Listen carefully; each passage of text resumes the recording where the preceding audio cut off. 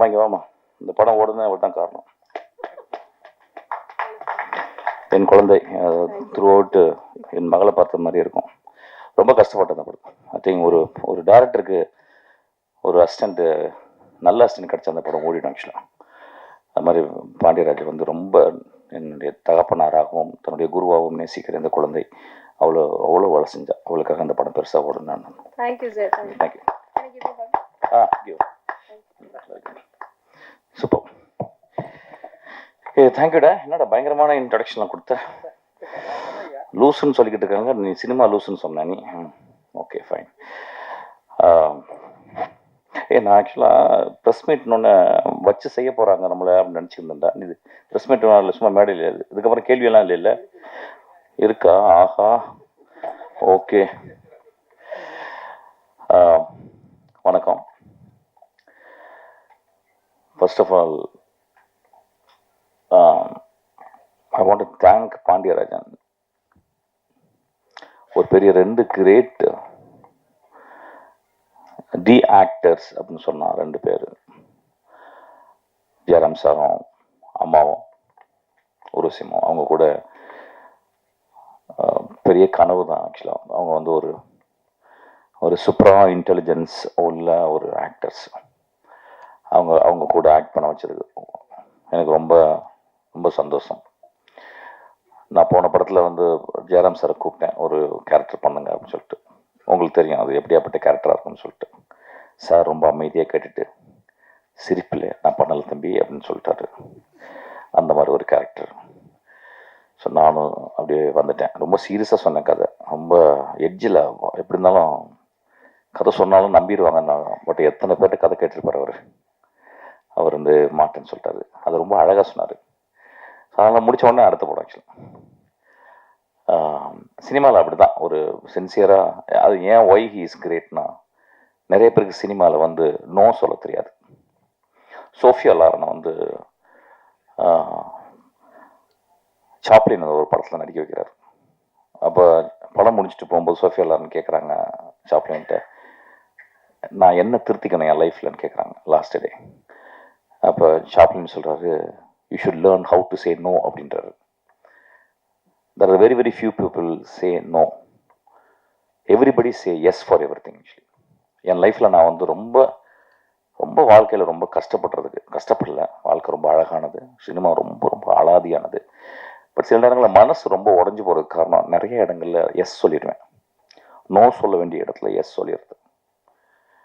நான் நோ சொல்கிற ஆளுங்கள்லாம் ரொம்ப மரியாதை கொடுப்பேன், ரொம்ப அண்ணாந்து பார்ப்பேன். ஏன்னா it is about a conviction. It is about what I am, what I should do and what I should not do, what I must not do அப்படின்ற ஒரு கிளாரிட்டி. ஸோ சார் இந்த அன்னைக்கு வந்து ஒரு நோ சொன்னார், பியூட்டிஃபுல்லாக இருந்துச்சு. நான் ஆக்சுவலாக அதுக்கு ஒரு கிளாப் அடிப்பேன் ஆக்சுவலாக, ஒரு நோ சொன்னதுக்காக.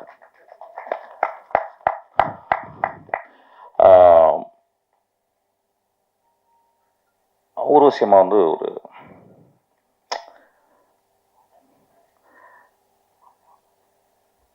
3 பேர் நல்லா நடிப்பாங்கன்னு நினைக்கிறேன். இது என்னுடைய தியரி. அது ஒன்று வந்து ரொம்ப நல்ல மனுஷன், இன்னொன்று ரொம்ப மோசமான மனுஷன். அது மனுஷி. இன்னொருத்தவங்க எதை பற்றியுமே கவலைப்படாத ஒரு ஆள், லைஃப்பை போகிற வாக்கில் அப்படியே எடுத்துக்கிறது.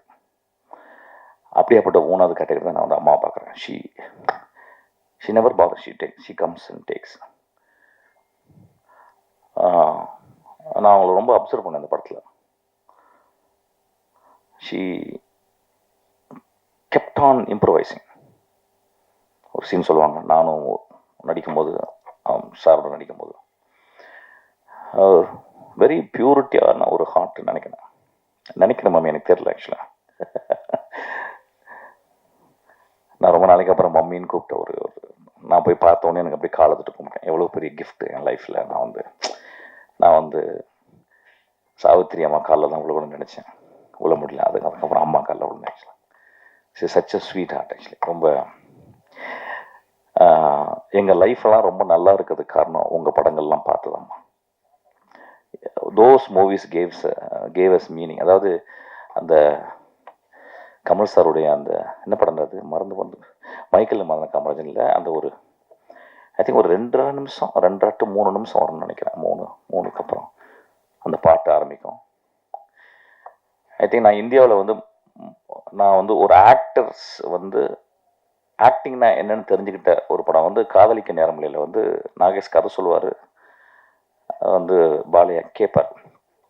அது ஏன் கிரேட் ஆக்டிங்னா கிரேட் ஆக்டிங் நடந்திருக்கு. பட் ஆனால் ஒய் எக்ஸ்ட்ராடனரி ஆக்டிங் அப்படின்னா, ஒருத்தவங்க நடிக்கும் போது ஆப்போசிட்ல இருக்கவங்க எப்படி ரியாக்ட் பண்ணுறாங்க. The greatest acting is actually conflict கதையில் இருக்கும், அந்த ஆர்டிஸ்டை ஜெனரேட் பண்ணிப்பாங்க அந்த கான்ஃப்ளிக்ட். அதுதான் ரியல் ஆக்டிங். தே ப்ரிப்பேர். ஸ்டானிஸ்லாவ்ஸ்கி சொல்ல ஒரு ஆக்டர் ப்ரிப்பேர்ஸ்னு எனக்கு தெரிஞ்சது. அவங்க 2 பேரும் அந்த மாதிரி புத்தகம்லாம் படிச்சுக்க மாட்டாங்க. ஆனால் they prepared in such a way that you can even understand that it is actually happening. ஒரு சினிமாவில் ஒரு கேமராக்கு மேலே நடிக்கிறதுன்னு சொல்ல முடியாது, அந்த அளவுக்கு. It's meant to be a humour scene. எனக்கு அதுக்கப்புறம் நிறைய எக்ஸாம்பிள் சொல்லுவேன். அசிஸ்டன்ஸ் சொல்லும்போது வந்து அந்த படத்தை பாருங்கடா, நடிப்பு உங்களுக்கு சொல்லிக் கொடுக்கும், அதை பாருங்க. நான் I think I more then 100 times அதை பார்த்துருக்கேன். அதுக்கப்புறம் நான் 100 times பார்த்த ஒரு காட்சி வந்து கமல் சாரும் அம்மாவும் அந்த படத்தில் மைக்கேல் மதன காமராஜன்ல அந்த படிக்கட்டு, நான் படிக்கட்டுன்னு சொல்லுவேன், த கிரேட்டஸ்ட் ஆக்டிங். அது இறங்கி ஏறி அது ஒரு எக்ஸ்ட்ராடனரி சீன். அது வந்து கமல் சாரும் அவங்களும் பண்ணியிருப்பாங்க. I know that Kamal sir is a great writer and we don't want to say that he is a extraordinary actor. ஆனால் அதில் ஒரு பிட் கமல் சாரோட அம்மா பண்ணியிருப்பாங்க. அது ரொம்ப பெருமையாக சொல்கிறேன். ஆக்சுவலாக ஒரு பிட் கமல் சார் அப்படி, அது கமல் சார் அதை ரசிப்பார் அப்படி.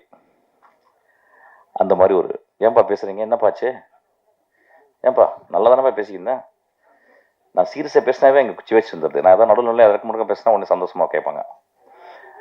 Okay, so it's meant for one of the ஒரு கிரேட் ஆக்டிங். ஸோ அந்த அந்த அந்த அந்த படம் பார்த்துட்டு லயிச்சு போய் தான் கிட்டத்தட்ட நான் ஏன் சினிமாவுக்கு வந்தேன்னு கேட்டிங்கன்னா, அந்த ரூட்டில் அந்த ஒரு சீனும் காரணமாக இருக்கும்னு நினைக்கிறேன் ஆக்சுவலாக. ஸோ ஒரு எக்ஸ்ட்ராடனரியான ஒரு ஆக்ட்ரஸ் கூட நான் வந்து ஒர்க் பண்ணது வந்து என்னுடைய லைஃப். எனக்கு தெரியல இனிமேல் ஒர்க் பண்ணுவேன்னு தெரில. ஐ திங்க் இந்த கிஃப்ட் எனக்கு போதுமா, எனக்கு I'm so thankful to you. அப்புறம் பாண்டியராஜன். பாண்டியை நான் ஒரு 12 வருஷமாக தெரியும். 12 வருஷமாக பாண்டி படங்கள் நான் நிறைய பார்த்ததில்ல, வழக்கம் போல். ஸோ அவன் வந்து எப்படியோ ஒரு ஃபங்க்ஷனில் பன்னீர் சோடா குடிக்கிற ஃபங்க்ஷனில் வந்து மீட் பண்ணி பன்னீர் சோடா குடிப்போம். ஏன்னா இப்போ தெரிஞ்சிருச்சு, இப்போ ஏதாவது சொன்னால் இடக்கு கோவப்படுறாங்க. இப்போ பன்னீர் சோடான்னு ஒரு கோடு வார்த்தை கண்டுபிடிச்சோம். ஆக்சுவலாக பன்னீர் சோடா குடிக்கிற ஃபங்க்ஷன்ஸில் நாங்கள் 2 பேரும் பன்னீர் சோடா குடிப்போம். அப்போ வந்து அப்படியே மெதுவாக, ஃபஸ்ட்டு என்னை பிடிக்காது அவனுக்கு, எனக்கு தெரியும், லைட்டாக பெரிய மயிராட்டமே பேசிடுவான் அப்படின்ற மாதிரியே பார்ப்பான் கொஞ்சம். ஏன்னா அவன் பெரிய மயிரும் ஆக்சுவலாக, அதனால் 2 மயிர் சேர்ந்தால் கொஞ்சம் சிக்காயிடும்ல, அதனால அப்படி பார்ப்பான் அப்படியே. அப்புறம் அப்படியே மெதுவாக பழகும்போது இது இந்த ஆள் பரவாயில்லையா, கொஞ்சம் நல்ல மனுஷன் தான் போல், கொஞ்சம் பாவம் டொமுக்கு பார்ட்டி போல் அப்படின்னு வச்சு அப்புறமால மெதுவாக வந்து பழகி, அப்புறம் ஃபங்க்ஷனில் குடித்த பன்னீர் சோடா வீட்டில் ஆஃபீஸில் வந்து குடித்தான். ஆக்சுவலாக ஆஃபீஸில் பார்த்தீங்கன்னா ஒரு 200 டைப் இருக்கும். ஆக்சுவலாக ஏய் நீ வராங்கடா, 10 பசங்க வராங்கடான்னு சொல்லிட்டு அப்படி வந்து உட்காந்து இது பண்ணி ரொம்ப அன்பாகி பயங்கரமாக ஒரு 4வது பன்னீர் சோடா குடிக்கும்போது கட்டி பிடிச்சி ஒரே அழுகு. ஆக்சுவலாக சார் நீங்கள் ரொம்ப நல்லவராக இருக்கிறீங்க சார் அப்படின்னு. டேய் நாளைக்கு பன்னீர் சோடா வந்து குடிச்சு ஏப்பா வந்த பர்கர்லாம் சொல்ல மாட்டேடா அப்படின்பேன். அப்புறம் அப்படியே பழகி அப்புறம் நான் உங்கள் ஆஃபீஸுக்கு வரைக்கும் நான் பன்னீர் சோடா குடிக்க வந்ததே இல்லை. அப்புறம் பன்னீர் சோடானா எங்கள் ஆஃபீஸ் தான் வருவாங்க. ஆக்சுவலாக தமிழ்நாட்டில் எல்லா டேரக்டரும் பன்னீர் சோடா குடிக்கிற ஒரே இடம் வந்து நாங்கள் தான் பன்னீர் சோடா பண்ணிகிட்டே இருக்கோம். ஆக்சுவலாக புருன்னு அடிச்சுட்டு சோடா அடிச்சு. ஆமாம், எல்லா தமிழ்நாட்டில் இருக்க எல்லா டேரக்டர்ஸையும் பன்னீர் சோடா குடிக்க வச்சது. குடிக்காத அவங்களும் உள்ள அலோவ் பண்ணுறது கிடையாது. பன்னீர் சோடா குடிச்சவங்க மட்டும் தான் உள்ள வரணும் அப்படின்னு சொல்லிடுறது. இல்லைன்னா சங்கில் பன்னீர் சோடா வச்சு அப்படி நெஞ்சில் வச்சு அப்படி கொடுத்துறது அப்படின்னு அப்படியே வச்சு அப்படியே நெருங்கி it become very close to me. Actually இல்லை நான் பேசுறது ஏன் அப்படின்னா, எனக்கு ரொம்ப சில ஃபங்க்ஷனில் போய் பேசும்போது ரொம்ப சீரியஸ். மதிப்பிற்குரிய மேடையில் வீட்டிற்கும் படத்தில் நான் வந்து ஒரு காட்சி பண்ணியிருக்கேன், அது ரொம்ப நன்றி. இப்படிலாம் பேசினா செத்துருவேன் ஆக்சுவலாக, எங்கேயா போய் குதிச்சலாம் போல. I really want to entertain. The very word entertain comes from tenure. Tenure to hold tightly. ஒரு சினிமாக்குள்ள போறோம், தியேட்டருக்குள்ள போறோம், it holds you tightly. You enter and holds. That's called entertain. So I think we have to talk something very interestingly. Otherwise, it's getting bored actually.